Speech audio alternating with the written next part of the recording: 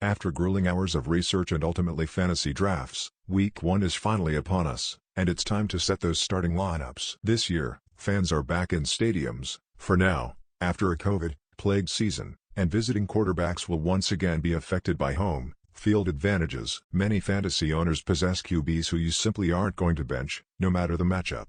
Obviously, Josh Allen, Kyler Murray, and Patrick Mahomes are locked into your starting lineups. Unless you're in a 6-team league, don't be in a 6-team league, but some opt to draft a pair of late-round flyers or a high-floor, low-ceiling guy to pair with a rookie waiting to crack the starting lineup. If you're one of those people, be sure to know who to start in this opening week.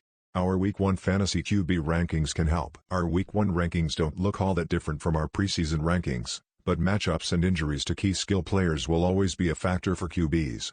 This week, sleepers like Jimmy Garoppolo, at Lions, and Jalen Hurts, at Falcons, might surprise people with their high rankings, while stud QB Josh Allen's place on the list could have the same effect the other way. Get rankings, sleepers much more to dominate your draft. Ultimate 2021 cheat sheet. Garoppolo takes his 49ers squad into Detroit Week 1, and the Lions are expected to be among the very worst defenses, offenses and special teams, too. For what it's worth, there will likely be a common theme with QBs who play against the Lions. Start him. Yes, Garoppolo is an unexciting fantasy and real-life QB, but if you have him, you probably took him as one of your last picks in the draft.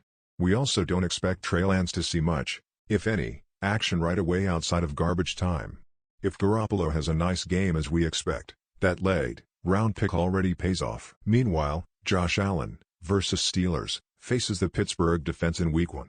Most quarterbacks will be ranked well below where we have him, QB 9, when they face Pittsburgh. Allen is our preseason QB 3, so it's still considered a significant drop.